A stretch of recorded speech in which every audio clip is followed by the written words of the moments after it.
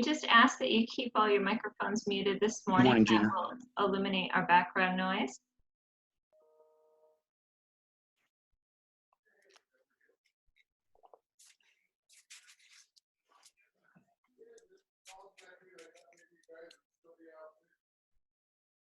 Okay. And we will go ahead and get started here this morning. I am Gina Sudale. I'm the president of the Wyoming County Chamber of Commerce. We are wrapping up our Restart, Rebound, Rebuild series with our Restart phase this morning, and we are honored to have Senator Lisa Baker with us this morning. We have some questions for her. Some things are certainly happening here in Pennsylvania, and we'll get started with that in a moment. But I do want to talk just briefly about our Rebound segment that will start on Monday. We have the Pennsylvania Restaurant and Lodging Association on a call with us on Monday morning, May 11th at 9:15 a.m. We do hope that you will join us for that call. They have some great information to share with all of you. We are honored that you're all joining us for our series. It continues to be successful. We average about 35 people on these calls. We run them Monday, Wednesday, and Friday at 9:15, and we try to keep them to about a half hour, but we know that information is important right now, and we want you to have the most up-to-date information that we have. So we do try to do these calls regularly and give that information to you as we have it. So without further ado, we will start this morning with Senator Lisa Baker. Thank you so much for joining us, Senator. Oh, thank you, Gina, for inviting me to be part of this. And I want to thank you for doing this. I think it's a great way to stay connected. We're all sort of navigating a new normal in terms of how we communicate. And I think this is a very innovative approach. And I'm really pleased to have an opportunity to kind of listen, share what we've been doing on at the state level, but also to get some questions and hear what's on the minds of business leaders in the region. As we're moving forward, it's important for me to hear from you. And so I hope it's not just a one-way conversation. Sure, and it won't be. We do have a chat feature. So at the bottom of your screens, there is a chat box, and you're certainly welcome to type some questions in, and we'll try to get to those at the end. But I do have some questions prepared that were sent to me in advance. But first and foremost, Senator, how are you and your family holding up? Gina, I think like everyone, it's a new.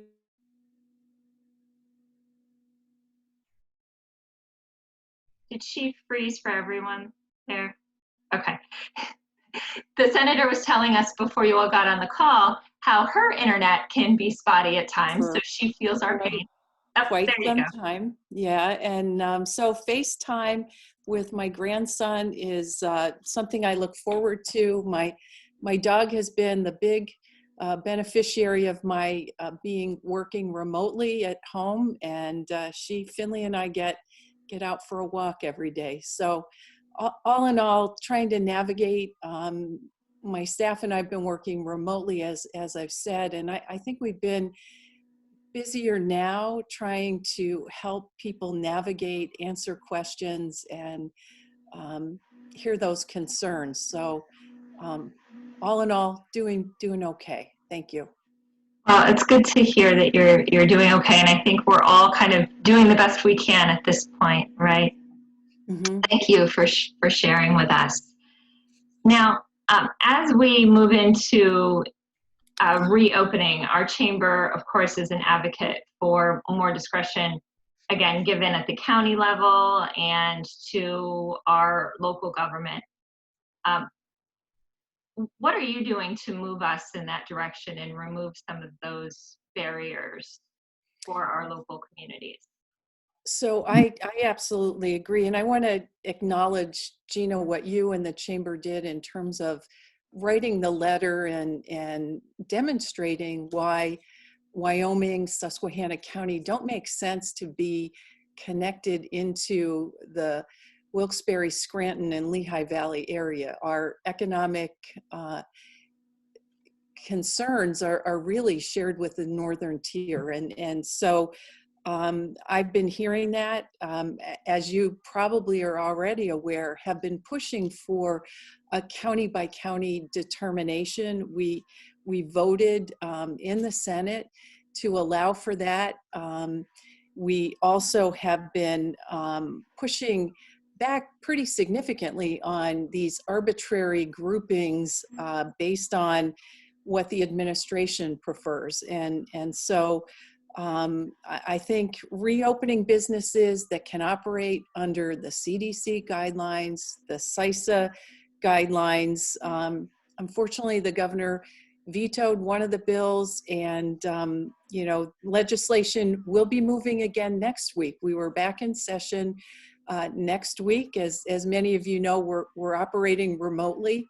For the first time in the history of the Pennsylvania General Assembly, we are voting outside of the Capitol building, and doing so to advance a number of bills. So next week we'll be focusing on what are some of those key industry areas that should reopen. And you've heard much about car dealerships. We're the only state that hasn't permitted that. We think that should be addressed. Realtors, garden centers, you name it. I think the difficult thing that I have found has been frustrating is that I think we've traded Main Street businesses for big box and the Amazon stores. And I was very disappointed with that. I also want to acknowledge my colleague, Representative Karen Boback. She and I actually co-authored a letter with other colleagues from Susquehanna County. And we agree that working in conjunction with our county commissioners, looking individually at each community makes better sense. So we're going to continue to push for that. The governor, as we know, has listed 24 counties that he's put into what he calls the yellow phase. Honestly, I was very disappointed that Susquehanna and Wyoming County were not included in that last Friday announcement. Actually reached out over the weekend to the governor's chief of staff to express my disappointment that based on our numbers that we weren't included. So perhaps today there will be additional counties added to that list, and I think we warrant consideration and should be included in there. That brings me to my next question. As you mentioned, our case number, our count number is just at 27 currently, roughly 1% of our total population. And again, within the governor's benchmark to reopen, but he's now stating that rural counties have not had enough testing. The logic seems to be that if we took all the right steps to mitigate the virus, that we would have a low case count and therefore low testing numbers. But I guess my question is, should more Wyoming County residents be asking for the coronavirus test? Should we be kind of, in a sense, demanding that from our primary care physicians so that we can get our testing numbers up? Gina, I've heard that comment from the administration, and quite honestly, they've been very focused on the urban centers. The idea that the administration put a regional testing site at the Mohegan Sun Arena in Luzerne County with the expectation that it would be serving Wyoming, Susquehanna, Wayne, Pike, all of my counties, was something that I pushed back on, because most people have said to me they're not going to drive that distance and go there for a test. And so one of the things I've had been encouraging the department to do all along is create mobile testing capacity. And really we should be focusing our testing. After yesterday's hearing, we were looking at nursing homes, and what the nursing homes and long-term care facilities have asked for is universal testing of their employees and their residents. And when you look at the numbers of those who've been so greatly impacted during COVID-19, it is those high-risk populations. Almost 70% of the people who have lost their lives to COVID have come from these kinds of facilities. And the secretary said yesterday she's considering having robust discussion about universal testing. And quite honestly, I said, you know, the time for conversation is over. We should be acting. That's a hot spot. That's the area we should be focused on, where most people are losing their lives. So I think, you know, rural areas and small towns in some respects have been held hostage to these larger metropolitan areas. I think so as well. And that was, you know, that was articulated in my letter that, again, we shouldn't be included just because of our proximity to Luzerne County. We shouldn't be included with that grouping. And I think you would probably find some people in the back mountain who share that sentiment when you look by zip code at the locations of where the cases are occurring. In a large county like Luzerne, the bulk of them are 40 miles away in the greater Hazleton area. And so how we look at it, I know people travel between counties. We certainly understand that, but you know, there's a lot of concern from businesses who are on the borders that that they shouldn't be held hostage to that larger area that's had the greater challenges. Certainly. And I want to move into the waiver process. And certainly that has been a hot issue for all of Pennsylvania, not just our local businesses here. But recently, the legislature requested the documents, the waiver documents. And I guess what's being done to reopen more businesses? And then what do you think will happen by retaining or getting those waiver documents? So an important function that I think as people have watched the executive order on an emergency, we have a strong governor state, and so the governor has executed that. Part of the legislature's role is we're a co-equal branch of government, and I think it's important for the legislature to hold accountable the executive branch in this extraordinary time. So the idea that the administration would set the rules for closure, and in many cases we've had standing committee oversight hearings, and we've discovered much of those closures were not done in consultation with business sectors or others. One of the things at the federal level, they have industry groupings and they advise the administration on key industry sectors. That didn't happen with this closure. So you set through the administration the decision making on who is required to close, not necessarily following chains of how businesses operate or along those lines. You do that, and then you create a process, in my mind, that is a secret process where you grant waivers to some people and you don't grant to others, and you do it in a way that no one can question that. And now we're reopening, and we still don't have all of the details of how they've intended to do that. So the Senate took an extraordinary measure last Thursday by issuing a subpoena for these records. And the administration has balked at it. I don't know what they're afraid of. I don't know what they're trying to hide with it, but an oversight responsibility is important for the Senate to look at this, because whatever we do moving forward, in evaluating our emergency statute that gives this authority to the governor, there are many things we may have to modify and change. And I think a clear process and expectation and way for businesses to be engaged and part of that conversation has to be an outcome as a result of this. So I think they need to be held accountable for the decision making and the actions. And it was unprecedented to issue a subpoena.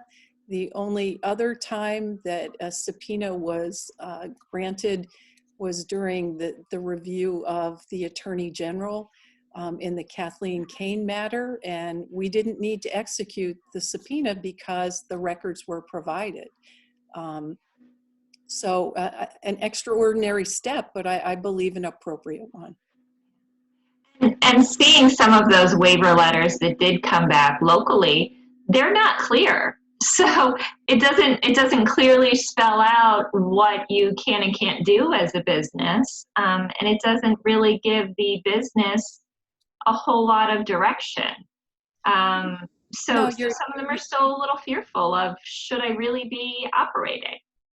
Well, and in the case of one business owner that I had a conversation with, I'll just share, he submitted a waiver request, never heard anything, so he submitted a second one.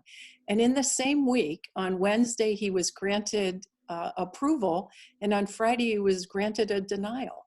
Right. How does that happen? And you know, we now have on a website a snitch form to go in and call out businesses, as opposed to working with businesses to try to help people to understand how they can operate safely, what they can do to be appropriate.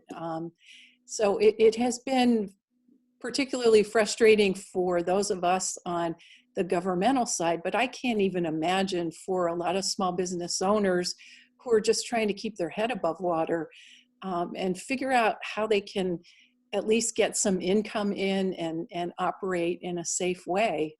I'm sure we'll hear from some of the businesses as we move forward in this conversation, but that frustration has been universal. Yes, and I think if we are really truly all in this together, we should be focused on how do we get everyone reopened safely, not telling on each other like we're in grade school, right? Yeah. Reporting to the principal. So the governor, again, is opening or moving into the yellow phase several counties today.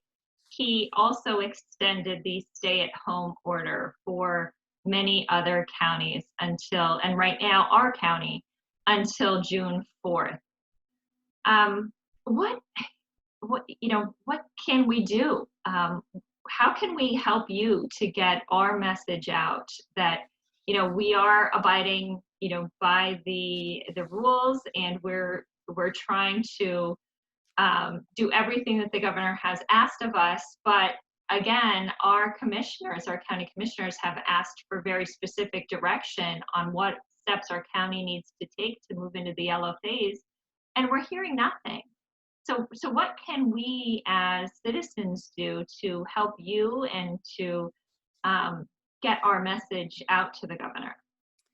I have to compliment the local officials and community leaders and others. I have to say, being engaged, whether it's sending that important email, calling, reaching out, sharing your perspective and your experience, we're still going to continue to fight on behalf of the county. And I think the numbers truly speak for themselves. I think we should be moving into the yellow phase, and it's my hope that our county is selected. I can't understand why we weren't picked last week, and so the numbers continue to show that we should be moving into the next phase and getting to the point where we begin to reopen. So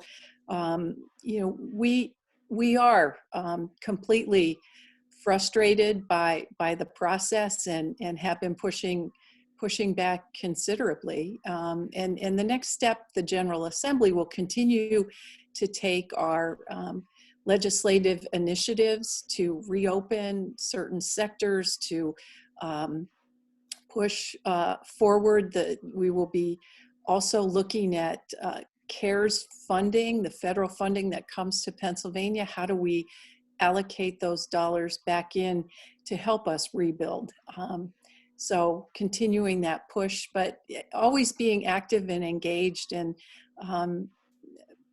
speaking out is crucial and important to the process. I understand the frustration that people have, but we have to continue to let the administration and your elected leaders know what your position is. That's very, very important. Definitely. One of the struggles that many are having right now is unemployment compensation. What is being done to expedite this process or to make it more clear? I have business owners who filed for their pandemic unemployment, and they're still waiting. They've heard nothing, and this has been 3 and 4 weeks. Then it is something that I have one individual on my staff who has been trying to help individuals navigate this process with the Department of Labor and Industry. We had an oversight hearing earlier this week, and have been pressing the department. And finally, yesterday, the department announced that the PUA, the Pandemic Unemployment Assistance System, is now fully operational. A significant delay. I think that individuals who were notified by email can now file certifications for their weekly benefit payments. And I do have information on my website. If anybody is having difficulty navigating, they can certainly reach out to us, and we'll do our best to help with that. But what is really striking, and over the course of the last several years, the state of Pennsylvania has invested $300 million into our unemployment compensation claims system. And the idea that the Auditor General did a review of that in 2016 that said they spent it improperly. They now have a new vendor, and it aren't supposed to go live with the whole system change and upgrade until later this fall. And the delays have been unbelievable given the amount of investment into this system that is paid for by employers and employees. So, the overloaded system is there. Part of the overload of the system and the idea that we have close to 2 million people on unemployment, obviously the easiest way to overload that system is to help get people back to work safely and move that forward. But if there's anything my staff or I can do to help people navigate that system, we're happy to do that. And we certainly appreciate that, because I do know it's been quite the struggle, and you cannot get through to the Department of Health, the Unemployment Office. You can't get through to the Department of Labor at all, as the average citizen, to ask or inquire about your unemployment compensation. So we do appreciate your help with that, and I will pass that on to there's been bipartisan dissatisfaction on how this system has operated, and for someone who had previously been in the system and is awaiting a claim decision, it's just taken even longer for those types of claims to be resolved. Certainly. We do have some questions coming in through the chat. I'm going to get to those in just a minute, but Sure. another thing that always comes up kind of around this time of the year that we're normally thinking about, right, is the budget. So the budget season is quickly approaching. What are your thoughts on this year's budget? Will there be a budget shortfall because of COVID? And are there solutions proposed? And how will this kind of affect the whole process? So obviously, the state government is down in terms of our revenue collections for the month of April. The fact that personal income tax will not come in now until July 15th, which is well after our July 1 constitutional requirement to have a budget in place. The discussions are beginning to look at what are the options that we have to look at putting a budget together, and can we reasonably have a full year budget in place by July 1 without fully knowing what the revenue collections will be. And so there potentially could be a budget that only narrowly takes a period of time. So perhaps a 6-month budget that we revisit once we see where the numbers are coming in and what the revenue collections will be. That's certainly a piece of it that we have to look at, but very difficult. It's the same for even for our school districts and for the counties to know where you are and what level of spend, or whether you need to make significant cuts. It's difficult to do. So I expect that it may be very, very likely that we'll see an interim or maybe a gap budget until we have a better handle on what the returns and revenue collections are. Will that be something that the state considers for the school districts? So the school districts are also required to have their budgets done. And there's so much uncertainty around, what our school is even going to look like. Are we going back in the fall? There's so much uncertainty around that right now. Is there talks about extending that budget deadline for schools as well? I know that on Monday of next week, the chair of the Senate Education Committee has Secretary Rivera coming before the committee to look at continuity of education planning and issues. I too have been hearing from many of our school board members who are encouraging us to look at that. Great concerns on their part as well. And so I think we have to keep all of those options on the table.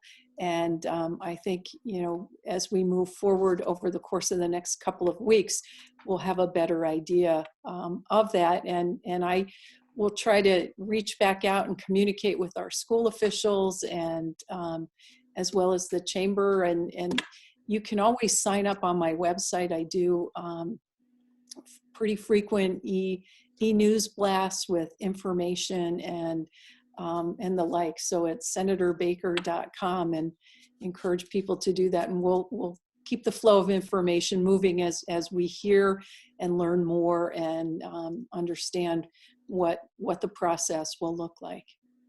Very good. And we certainly appreciate that and your open communication with us. If you do have questions for the senator, please type them in. And again, we talked about, are we hearing anything about the schools reopening in the fall? I think that's too soon to tell at this point. That's what I've been told. Are you hearing anything different than that? And I think that's part of the reason that the General Assembly and in the Senate, we've had all of these oversight hearings, both looking at education. How is the process working? How are our students learning? What can we expect to see? How is the fall going to look? So all of those types of questions are out there.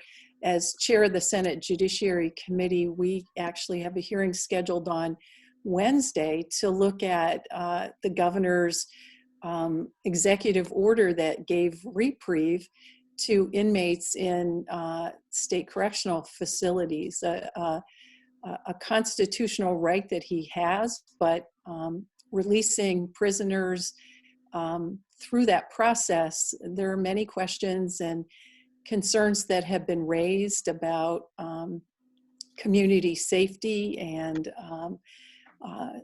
all of that. So part of our function and role is to question, challenge, and learn what's occurring, and happy to share all of those details as they come up.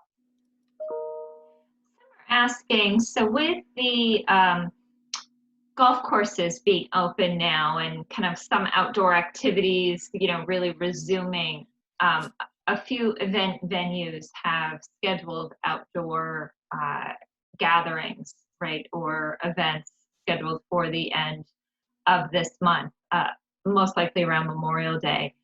Can they still happen, do you think, some of these outdoor Memorial Day type activities? I think the administration's guidance on that has not been as clear. I've heard from many people that they're not as clear on that. There was great frustration that you could go fishing, but you couldn't take your golf bag and walk a golf course. I think you will see, based on the stay-at-home order, I don't know, unless that is lifted for Wyoming County, I'm not sure that a gathering, even an outdoor gathering of 25 people or less, and so we're continuing to look for that guidance. If anybody has a specific question related to their particular business, we can try to facilitate a response and to whatever certain facts are part of your business operation, how you're doing social distancing and those types of things. But we can try to get answers and clarity for those particular businesses. Sure. We're getting another question about industries that have state licenses that might run out during this time, specialized contractors that might do asbestos or radon removal. Those renewals, obviously it's not ideal to attend a class right now. So are we looking at extending those licensing deadlines?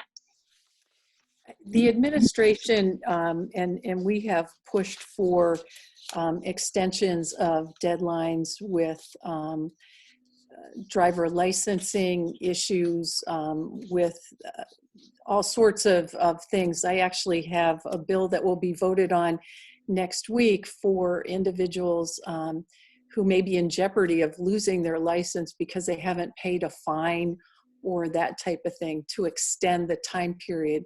We've also looked to extend the time period for individuals to file things within the court. So because the court has been under a shutdown order as well. So yes, we're looking to extend those types of things. If it's a specific question, we can try to get those answers as well on that particular licensing agreement. But clearly we've been trying to extend those timeframes so that people are not caught in the middle because of no fault of their own.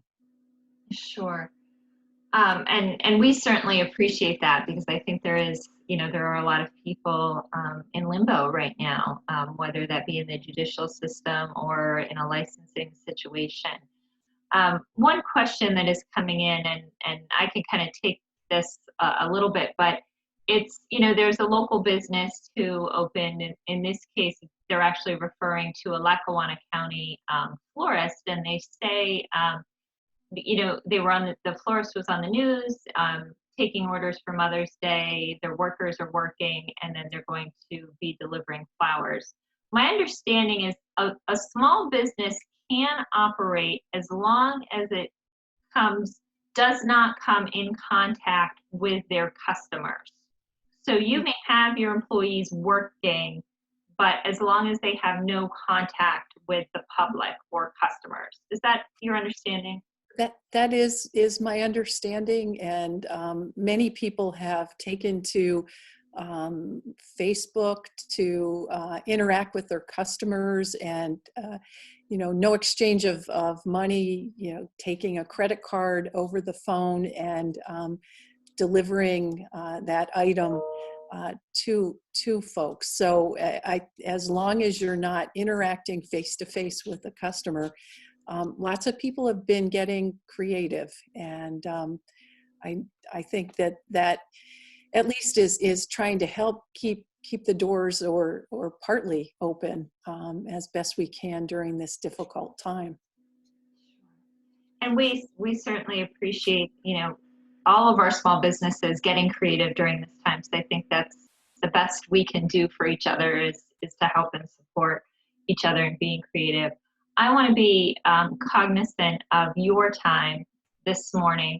I also want to acknowledge that Representative Karen Bobeck joined us this morning. So thank you, Representative, for joining us this morning and being on our call. And we also have Alex Halper from the Pennsylvania Chamber on our call with us this morning. We have one question coming in that I know the governor addressed yesterday, but it says, what about tenants paying and evictions for landlords during this time?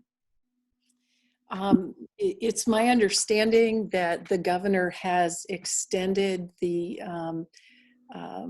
waiver of not being able to evict. I believe the date is in July, maybe 60 days. I don't, off the top of my head, have that right here and handy, but so yes, he did extend that through executive order. I know for a lot of folks, money isn't coming in, and the idea of losing your home is challenging. It's also challenging for people who would like to purchase a home, and our realtors. I think one example of how arbitrary the process has been life-sustaining. Having a roof over your head is life-sustaining, and not allowing a sector of that magnitude to operate safely and using appropriate distancing or virtual tours or those kinds of things doesn't really make sense for a lot of people, because I can share a woman I spoke to who sold her home and was under having a house constructed.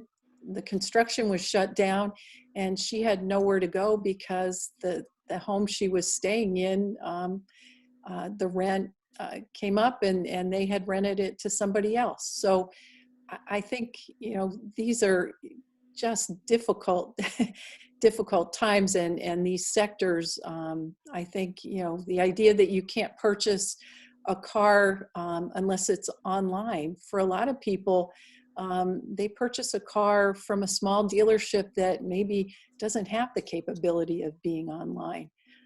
So we're definitely hearing a lot of stories from people about the arbitrariness of how this whole shutdown process has worked.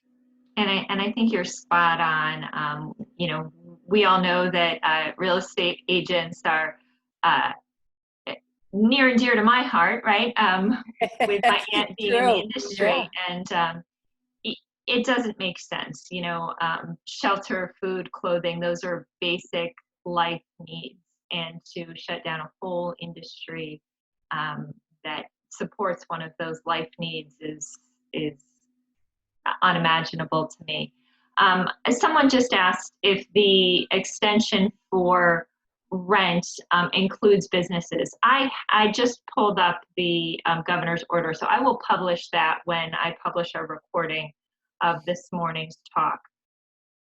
Senator, before we go, is there anything else that is happening right now, current legislative actions in motion, that you want to talk to us about, whether they be related to COVID or not?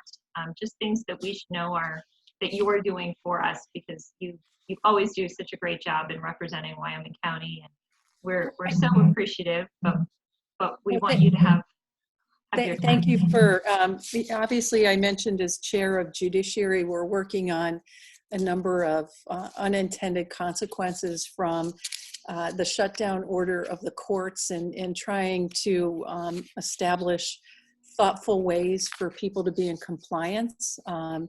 The other thing that I've heard a lot about and the issue of broadband, I, in speaking with Gina earlier, I can share with all of you, I upgraded my home. I have Frontier service, and I was the only one on Zoom remote Senate session that kept not working. And so now I have a remote MiFi to be able to communicate here. So I understand a lot of the frustration that people have with broadband, and that's an area that many people have talked to me about, the reliability, the lack of it. And I want people to know that several bills have been introduced in the Senate. I'm on the Communications and Technology Committee.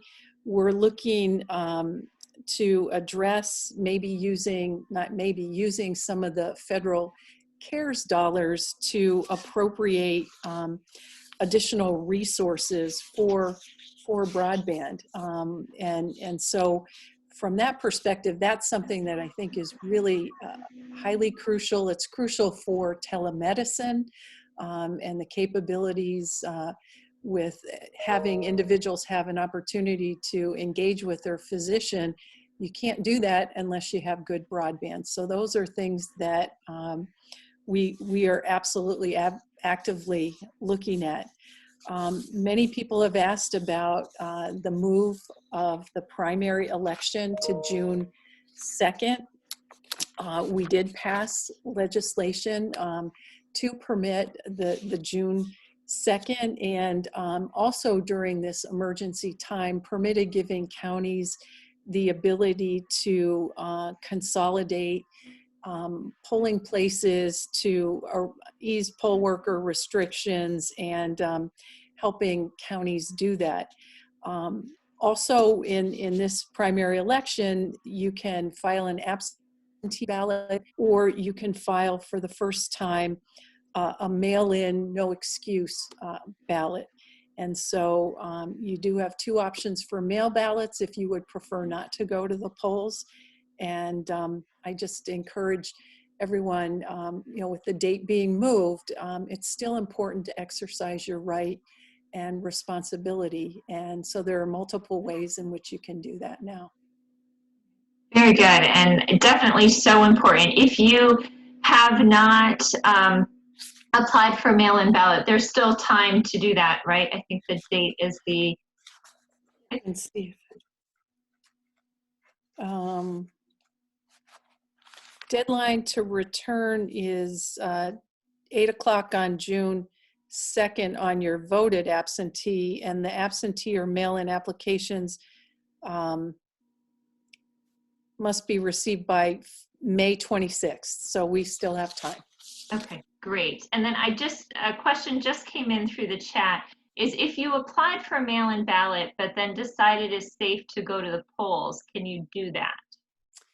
If you've already mailed in your ballot, unlike in the past, if you had an absentee ballot, you could take that and go to the polls and they would just pull your absentee ballot. But if you do a mail-in ballot, that you would not be permitted to vote twice. So you would have to use your mail-in ballot as your ballot. Okay, great, good to know. Well, we thank you so much again for your time today. I think this was very beneficial. Again, the Senator's information is on the Chamber website, so you can certainly get to her website, which is certainly easy to find online as well, and she has great information out there. Senator, do you have anything else? No, Gina, I would just like to acknowledge Alex Halper and thank him for his leadership and his work. He's appeared at our oversight hearings and has been a great resource and valuable voice for businesses in Harrisburg. And so I just want to acknowledge that and say that. And maybe Alex, I don't know if there's new updates that you're hearing that you could share for folks, but thanks for your leadership and all that you do. Yes, please, Alex, if you have some comments, we would love to hear them because I think they're much important. Oh, well, I appreciate that, Gina, and thank you for hosting these sessions, and thank you very much, Senator Baker, for your leadership on such a wide range of policy issues. We were talking about unemployment compensation earlier this week, and it sort of occurred to me that you've been talking about a lot of these issues for years, and hopefully we can continue to work to improve that system. I guess one issue that I would, and I appreciate the opportunity, the governor earlier this week came out with an executive order related to liability protections for healthcare workers. We appreciated that, but that we hope is the first step in additional liability protections for a broader range of individuals and institutions. We've already heard serious concerns from hospitals that they are not covered by this order. And we have been hearing for weeks now concerns from employers who are concerned that they will be the target of frivolous lawsuits. We have manufacturers who had converted their facilities to produce personal protective equipment for healthcare workers that have those concerns, and any business that has been open, or as more counties are able to open businesses, this is an ongoing concern. And unfortunately, the action from the governor's office falls short of what we believe is needed. Pennsylvania tragically has been among the states with whose economy has suffered the most right now. We've talked about the unemployment applications, which again are among the highest in the country. And we really believe we need a robust economic or robust public policy agenda to facilitate an economic bounce back. And part of that, we believe, is ensuring that companies that are doing the right thing, businesses, grocery stores, small businesses that are adhering to guidelines, doing what they need to do to ensure a safe workplace for their customers and their employees, are not going to be, targeted. So I would put in a plug for that piece. I know that there's been discussions in the General Assembly on that front as well. But always appreciate Alex, I would add to that. You're absolutely correct that yesterday in the hearing with nursing homes, the issue came up, a great concern there as well. And the precedent of the governor declaring private sector individuals to be agents of the state under that executive order is something that needs to be clarified and looked at very, very carefully, because in the past, under Title 35, we've granted out-of-state law enforcement under statute the ability to have arrest powers in Pennsylvania during an emergency. And so saying that every individual, and only identifying individuals, not entities, is something that needs to be carefully looked at, and I think something that our committee will be actively involved in taking additional steps. I know that Jean Barr and you at the Chamber have been in touch with our leadership and on both the House and the Senate side, and I think that's an area that we do have to take a good look at, because that executive order is unprecedented. Thank you. Well, and thank you again, Gina, for the invitation to join you. Yes, and I think, Alex, we're hoping to have the PA Chamber back next week on our call to talk about your Bringing Back PA initiative. And I know our chamber supports that, and you've done a great job with that Bringing Back PA initiative, and we'll be happy to talk more about that next week. But we are very tried to be very respectful of everyone's time on these calls, and we know that we've kept you longer this morning than we said we would, Senator, and we thank you so Oh, much. no, anytime. I really appreciate the opportunity. I appreciate hearing the questions and concerns, and just once again, encourage anyone who needs our assistance to reach out. We're working remotely, but we're available and open for business to be there to help shepherd you through the process. Very good. Thank you, Jean. I really appreciate having the chance to share some insights about what's happening at the Capitol and here in the region. Very good. Well, we thank you. And again, we will be back with our Restart, Rebound, Rebuild series next week on May 11th when we do our restaurants and lodging session on Monday morning at 9:15 a.m. and that will start our Rebound segment. Thank you again, Senator. Thank you to the representative for joining us. Thank you to Alex for being with us today as well. Have a great day, everyone, and enjoy your weekend. Bye. Take care. Bye-bye.